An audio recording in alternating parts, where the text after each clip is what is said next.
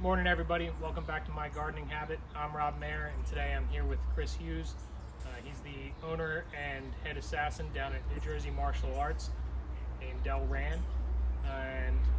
Today we're visiting his garden. He's a first-time gardener and we're going to take a little walk through and see what he's been doing this year and what could have gone better, what went well, and what he plans to do next year. All right, so real quick, you want to tell us a little bit about what got you into gardening? Yeah, absolutely. It's funny, but it's not funny. The quarantine pretty much got us into gardening, like a lot of people, because every gardening place we go to is like completely sold out of all the stuff and everything. So, but I grew up with my parents gardening, and I had a huge garden as a kid. I always wanted to do it, and this was just the right year. Every year comes around, and we say we want to do it, we want to do it, we want to do it. But then we wait too late, and we're like, we'll do it next year. And this year was just the year we had the time and the space for it. This was kind of a dead area of our backyard. There used to be a tree back here before we moved in, and there was actually no grass here for a long time. So we just fenced it off, and we built these boxes, and I mulched it out, and that was how we decided to do it. Looks really good for your first time. Thank you. I know you were telling me before that you were watching a guy on YouTube, James Prigioni, yeah. James Prigioni. We started watching James just specifically actually because he is from New Jersey. I think he lives in the Toms River area. Okay. So I wanted to make sure that we were watching somebody that was growing in the same type of climate as us. I don't want to watch somebody who's growing in Arizona, because it's a little probably different than, I don't know, but it's probably different than what we do here. Certainly. So we started watching James, and then we started watching a bunch of other people, and now we spend our nights watching gardening. Yeah. Hey, so that's good. That's how you learn, man. Yeah. That and actually getting out and doing it, which you're obviously doing. The garden's looking pretty good from what I'm seeing. Thank you. I see some of the designs that you used. Looks like some of the stuff in James's videos. Yeah, these are actually kind of like combinations of stuff. I told people that I didn't make this up. James has a video about how to build these boxes. His are a little bit different, but the basic design is pretty much the same. I watched how he did his hoop houses for late season, which we plan on doing. He didn't have the cages on there. I put the cages on there just mainly for protection. He had them on there with the greenhouse tarp on there, so I guess he'd grow later in the season, which we'll probably do, or at least probably try, and we'll just put that stuff on the outside of this and then just leave it like that. So that'll be a simple switch over. Yep. Okay. So we'll leave a link in the description to James's video on building these beds and to his channel. Obviously, Chris has got a lot of inspiration from James. I think it's the Gardening with James Prigioni. I think so, yeah. Channel on YouTube. So we'll leave a link in the description, and definitely check out some of his stuff too. So now I guess we'll take a little tour around and see what you got going on. All right, so this is your tomato patch here. What do you got in here? Well, we have a lot in here. We have, I guess these are cherry tomatoes, right? Yeah. And we started off with just 2 plants, and this one here actually got eaten down when we planted it to nothing, and then completely came back. So we were kind of at the time like, oh man, should we replant it? Should we not replant it? And we just decided to let it go, and I guess luckily we did, because it seems to be doing okay. Yeah. This one obviously seems to be doing okay. They were kind of all, we went to Virginia a couple weeks ago, and they were all falling all over each other, which they kind of are still. So I tried to separate them a little bit and kind of tie them up. You can see I tied them up over here, but like this one just fell yesterday. But yeah, I mean, they seem to be doing pretty good. I come out here and eat them every morning. So yeah, it looks like you're producing plenty of fruit on there. As far as flavor, what do you think? You think it's got good flavor on the cherry tomatoes? Yeah, I don't know what kind of cherry tomatoes they are. I don't know if there's like any different varieties, but yeah, they're really sweet. We like them on salads. I just like eat them right off the vine.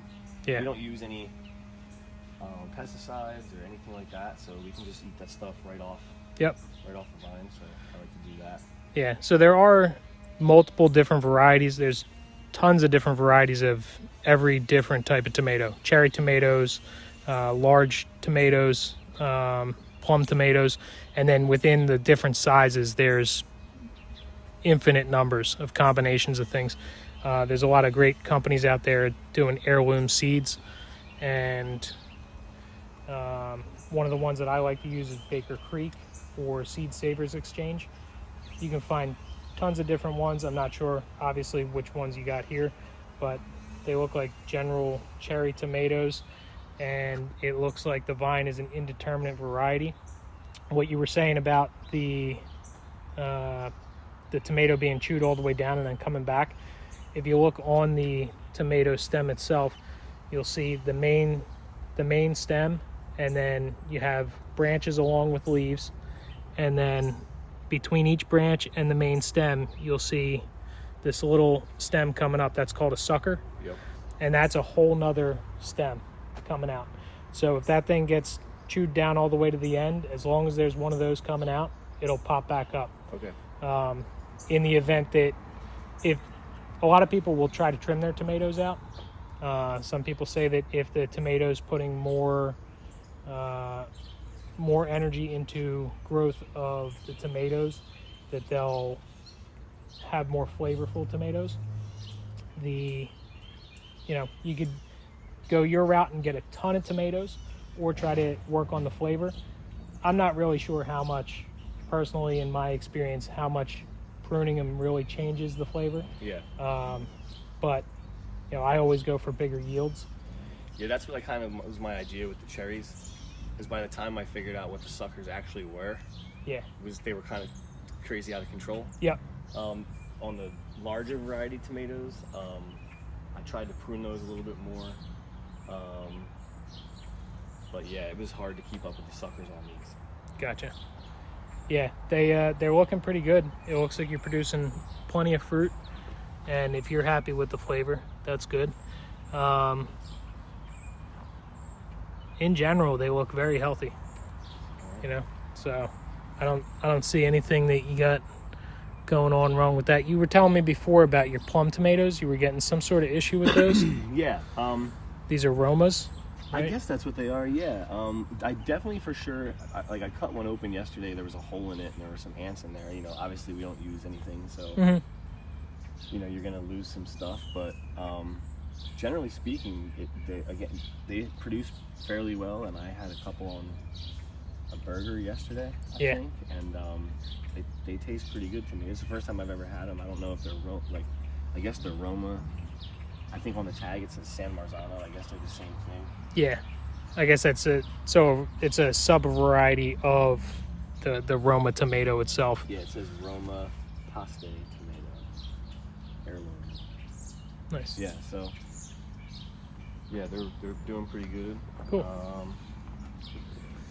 These are these are early girls. And okay. Again, I don't know anything about them. We already took one off of this one. I know there was a huge one on the bottom of that. We took that off. One of the things that I've been trying to do with these, and I haven't been out here working probably in about a week or two, is trying to keep the leaves off the ground. I heard is a good idea. Yeah.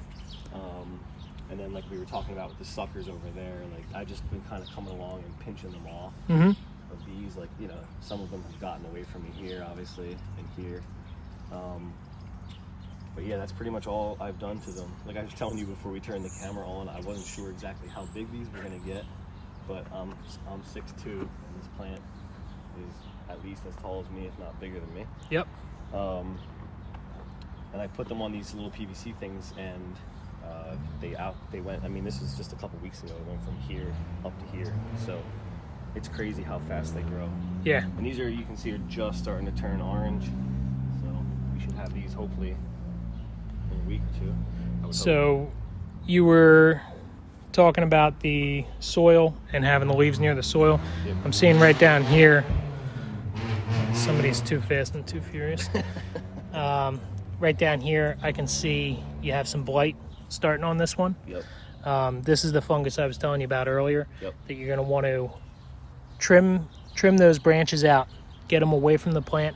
When you take those branches all all sources that I hear say to either burn them or throw them right in the trash. Don't put them in your compost pile. Okay. If you put them in the compost pile or let them fall right on the ground, you're going to run into a situation where you're keeping that fungus in the soil, and then when you hit water to the leaves from the soil, you're going to get it right back on there. Yeah. So it's going to be a constant fight. I'm having a lot of trouble with mine this year. I'm going to switch to a drip irrigation system next year, because we're doing a regular sprinkler and we have a lot of shade, so the water doesn't dry up quick enough. I think it's just really hurting us on that front. But everything is looking great. And we planted carrots all along the front here. Okay, yeah. We actually pull one out here. You can see there's lots of bugs in there. Yeah. The soil's actually, I know you and I talked about this, but for people who don't know, luckily in Delran, we can get this soil delivered to us. I think I got an entire truck for $40 this year. Nice. So definitely don't buy soil from big stores or anything like that. Call the township. Yep. Get the soil. Yeah. Even you told me about that. It's Yeah. great soil to grow. We're lucky in Delran that we have something like that. Yep. The soil is actually the leaves that our township sucks up in the fall. They'll take it back to the township yard. They'll compost it and bring it out. It's basically just leaf compost. Eventually, over time, you're definitely going to have to add some more stuff. But as you can see, have you added any other fertilizers or anything to this? As you can see, these tomatoes and everything else that's here are doing very well. And that's all he's put this in, is the leaf compost from the township. So, like he said, for $40 in Delran, you can pick it up, or you can have it delivered, and it's a whole truckload of good, healthy leaf compost. I live 2 minutes away from the township. I'll take, to fill a bed like this, it'll be maybe 15 minutes of work, just going over, scooping it up out of the pile, and then another 15 minutes to haul it back to my garden. So it's a full truck is definitely a lot of dirt. I mean, a full truck does everything you guys will see here today, plus all what's underneath the tarp, plus my buddy took a bed of truck bed load, so it's a lot of dirt for $40. I mean, it's unbelievable. Good. So that's that bed. All right. I'm not James Prigioni, but if I was, Chuck would take this one. I'll just leave it right there for Chuck, maybe. This is artichoke. I have no idea. Emily put these in. Yeah. You know, I don't really have any expectations of these. I don't really eat artichokes. I mean, they're pretty good, but I don't know if they look healthy at all. I mean, obviously we're not keeping up with them. This one looks all right. I mean, but I don't know what to expect of them. Yeah, I really can't speak on artichokes. I've never grown them, never really messed around with them. I didn't actually think that they could grow in this climate, but that just goes to show how much I know of them. Yeah. But if they were selling them at the local store, I would imagine you can at least grow them to harvest to some extent. So you got some cucumbers here. Yeah. What do you got going on? These have been going pretty good for us. And the other thing too is we planted almost everything in here by seed except for some of the tomato plants and some of the spices. So everything else is from seed too. And we're actually going to try and harvest our own seeds and plant from our own seeds. So you can see there's 1, 2, 3, 4, 5, 6, 7, 8.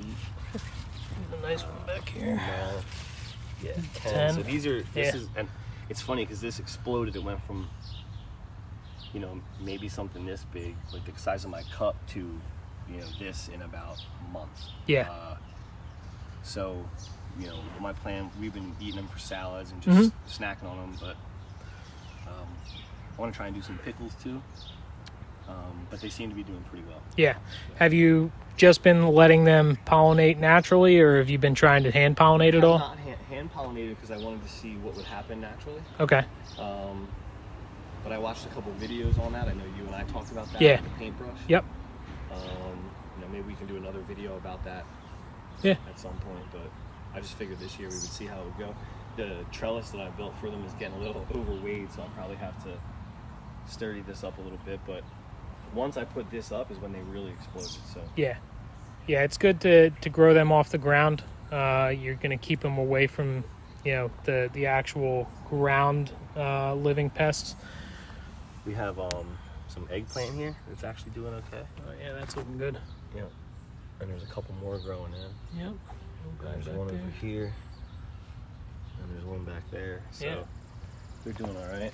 This is our watermelon. Everyone has said that they've had trouble with their watermelon. Again, this whole entire garden is our first year, but you can see we have one here. Yeah.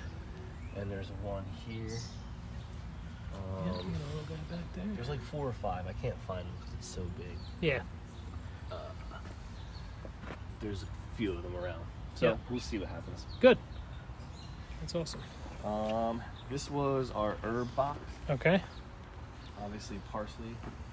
So this is probably something that we'll do a little bit differently. We packed this year full of stuff.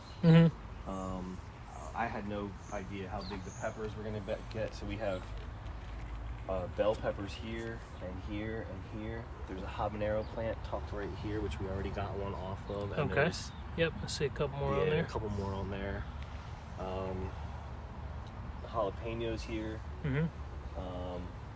We already harvested 3 red onions out of here. Nice. This one's probably going to come out soon. Yep. And again, like, you know, we were like, oh, when do we take them out? When do we take them out? And I didn't realize that the onion grew above ground like that. I thought it was like the whole entire thing was underground, and then this will actually completely fall over. And then that's, I guess, apparently when you're supposed to harvest them, because Emily did that a couple weeks ago, and that worked out really well. Yeah. This is the first year that I've grown onions myself. These look a hell of a lot better than mine. Mine I have a little bit deeper into the soil. Did you do onion sets, or did you try to do them from seed? Or was it actually already started? Bought those onions. Like I said, most of our, like this herb box, a lot of this stuff was from Flagg. So okay. If you want to post a link to Flagg's, if you're in Delran, if you're looking for a home and garden place, I think Kelly is her name at Flagg's, who we dealt with. She's really nice. Okay. I don't know. I'm sure other people have other places that they like to go. But yeah. I've always supported local stuff. So. Yep, certainly. We had huge mint plants in here. This one is doing, you know, there were 3 of them here. So this one was in here. This one was in here, which is still alive, but not really doing that great. And that one was in there too. And they were all flourishing, but then they got so big that we had to take them out. So next year, I probably will plant them by themselves. So mint plants, the big key to look at, to go with mint plants is you want to have them in an area that they're going to be able to be managed. They're perennials. They're just going to keep on coming back. So once they're there, they're going to keep on going. They're going to spread. You can see here, even this guy that you think isn't doing well, this thing's doing great. Look at, you can see all this small growth down here. Yeah. This is all just new mint coming up from the bottom. And this will spread all the way through here. You can help that out by trimming it down a lot. As it gets bigger, you'll see that the stems get a little bit woodier, and you can just keep on harvesting this. I know you utilize the cut and come again method with some things. With mint, every little branch on here that you see is just another big branch waiting to go. So if you cut off just above it, now you got 2 branches that are going to come up just as good as that one. And then they'll also spread from the bottom. All right. So this thing it'll fill out the whole pot. Yeah, we were worried about this because we moved them, and I wasn't sure. Yeah, same thing with the one over here. If you want to keep that there, it looks like a good spot for it. You have a ton of mint coming off of this. You can even see all the little babies that are coming off the bottom. Some people call them pups when the plants come up from the ground like that. Yep. The problem is going to be, though, you're going to really have to manage that if you want to plant other things in here. Yep. Because it's going to get aggressive. It's going to try to spread all over the place. But Aggressive mint. Yeah, aggressive mint. It's a good band name. Yeah. So that's doing great. That looks awesome. I see you got some rosemary here. I just started growing rosemary this year from seed. And and I thought that it was an annual, and now this year I'm finding out that's a perennial also. That'll come back next year. If we get a really bad winter, it sounds like it won't, that it'll take the hit and won't come back, but as long as we have a mild winter, it sounds like that should come back pretty good. This is our lettuce box, and you can see how easy these things are to lift up. Yep. We had romaine, kale. Something's been eating the kale. But you know, we got a bunch of it out of here. I just noticed this recently. Yeah, here you go. Yep. That is looks like a cross-striped cabbage worm. If you want to see a real close-up video of them, we'll leave a link in the description to another video that I took at 1,000 times magnification. And they are pretty brutal to any sort of brassicas or anything in that family. Cabbages, kale are big ones. Brussels sprouts, they'll attack them.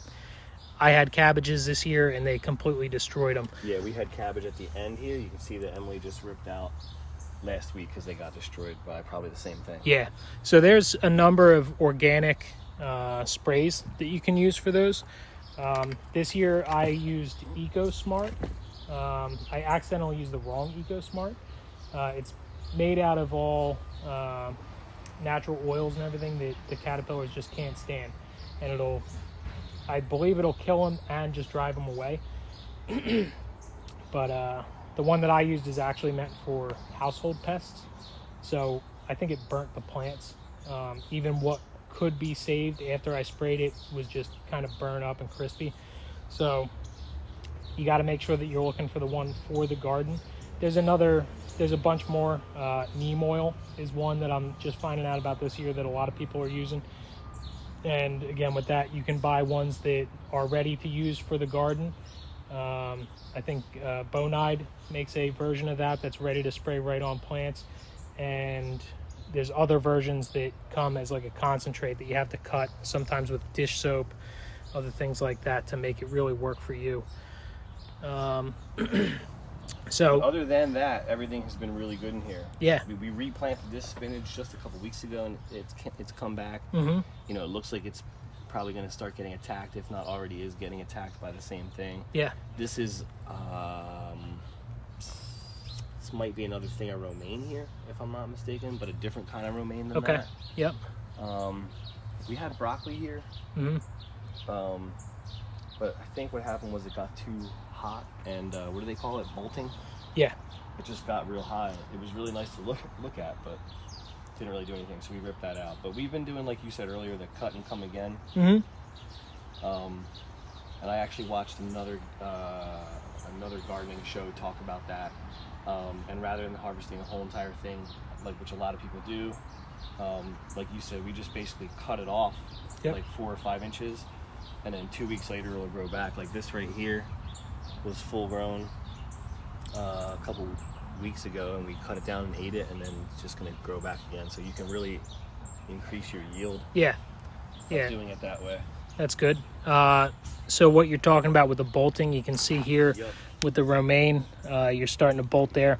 This stem will come up the center of the plant, and you're eventually going to get, the plant is going to start to get a little bit bitter, and you'll start to see a little bit of a milky discharge when you cut the leaves. That's at the point where it's probably a little too far gone to just cut the top off and go with it. Now, when you do that, or when you let it go, it's going to produce seed. And you're talking about saving your seed. Lettuce seeds are one of the easiest seeds to save. You can let this come up, and I've never done romaine seed saving, but I imagine it's just like most of the other lettuces. You'll get thousands of seeds off of one plant. Okay. And basically, I don't know if you saw my lettuce bed. I just spread the seeds down and just let them come up, and then I'll thin it out from there. Yep. That's a way to do it, or you can just individually plant them, but most of those seeds will come up. And they'll come up just about anywhere. I've had years where I've just tossed them around in the backyard, and I'll have random lettuce plants just growing everywhere. Yeah. It definitely grows like a weed. So that was good. And apparently, like I said, you know, James Prigioni has that video where he puts the 6 mil greenhouse stuff on top of this, and we're probably going to do the same thing this year. At least try it and staple it to the frame here, nice and tight. And like in his video, he's growing brassicas into like December, January. So the winters that we've had around here, I would imagine that putting the green or the greenhouse plastic over top of this, and even if you're just putting it and securing it to this frame and leaving the gap here so you can still open it up all the time, you should probably be able to grow here all through the winter, at least lettuce. It may not be growing as, you know, quick and as healthy looking as this, but you should be able to definitely get something out of it all year, especially like in this area. You got a lot of light coming in here. Yeah, we're lucky. Yeah. So this is our strawberries. This started off as 1, 2, 3, 4, 5, 6, 7, 8. And you can see, for whatever reason, these over here have done really well. They're 2 different varieties. Okay. These are June bearing. Okay. And I think those are ever bearing. Yep. If I'm not mistaken. And I watched a bunch of different things about all these runners coming off of here. Yeah. And some people say to cut them off because it takes away from the strawberry plant. Some people say just let them go and let them root themselves, which is basically what we've tried to do this year.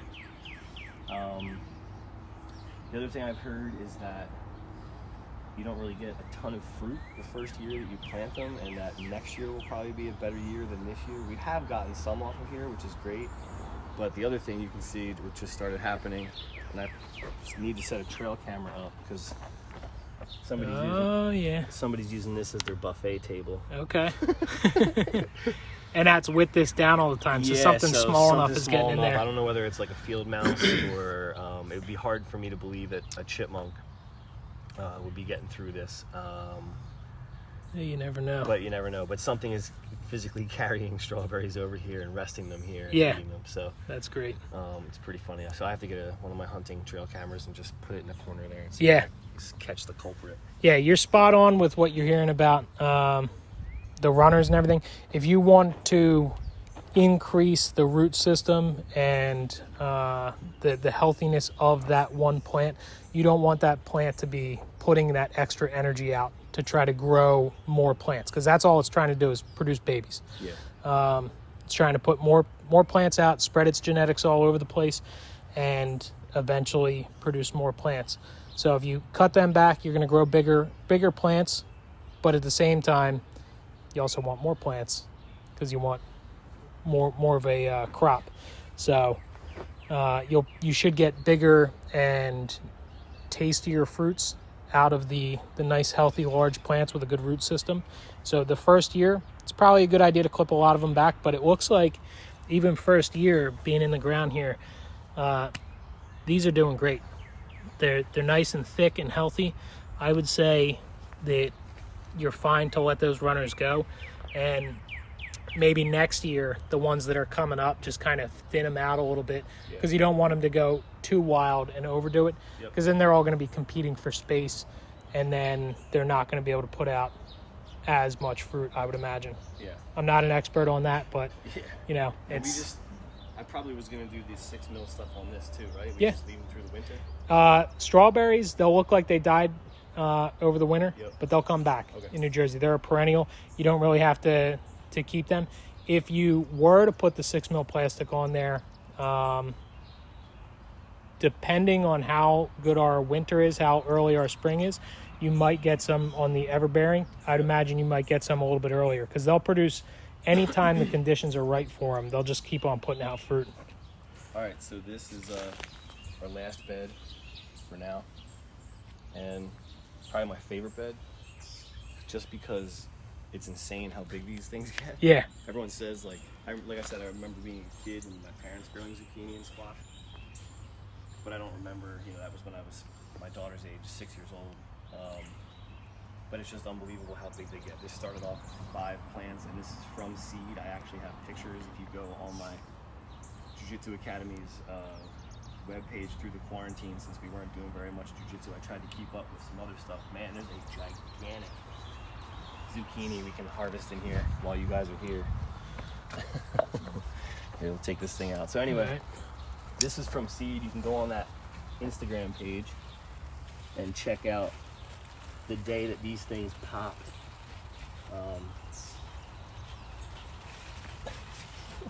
Oh yeah, that's a nice one. Yeah. Yeah. The day that these things pop through the soil, there's a picture of that actually happening. Yeah, it's unbelievable. And that just happened within like the last couple of days. I wasn't there. Nice. A couple days ago. So, you and I were talking about this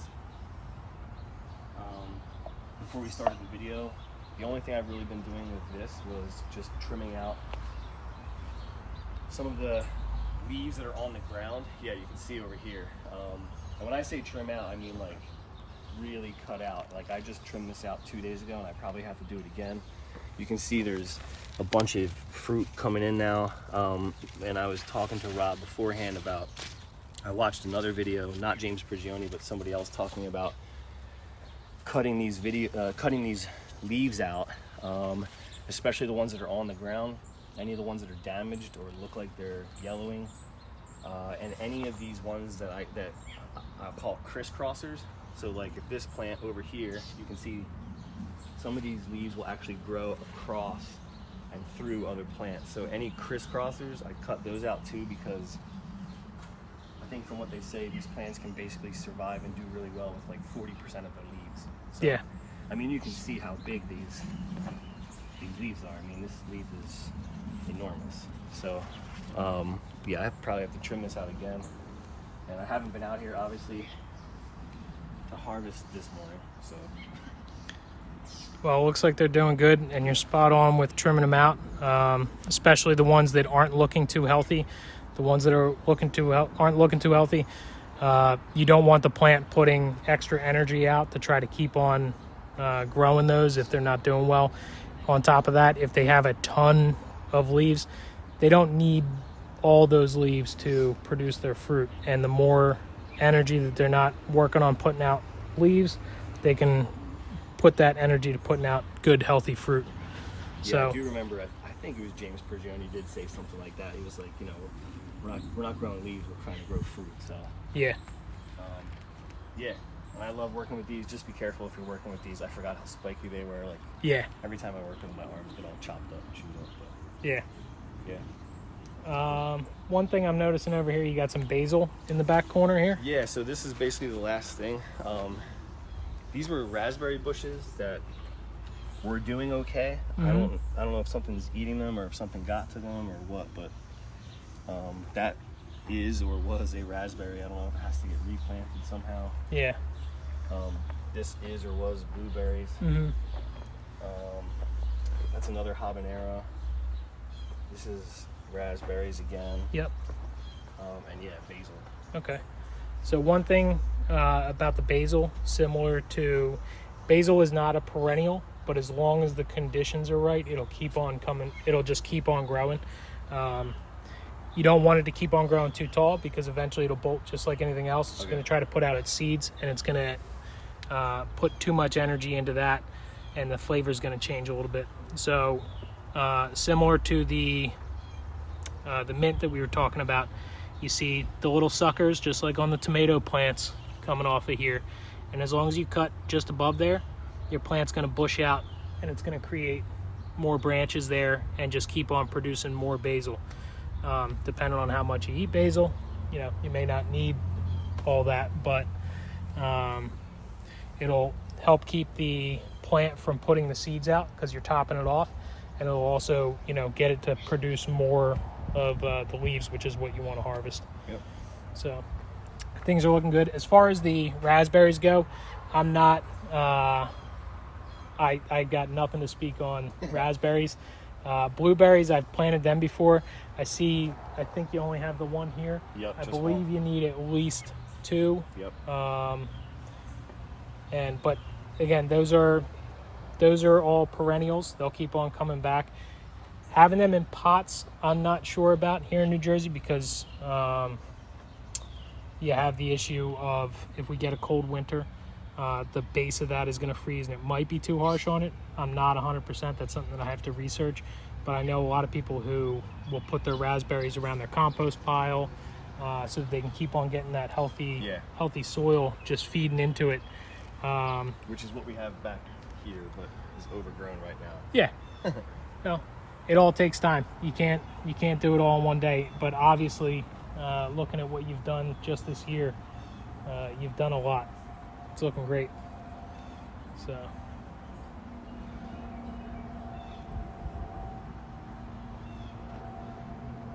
One last little look.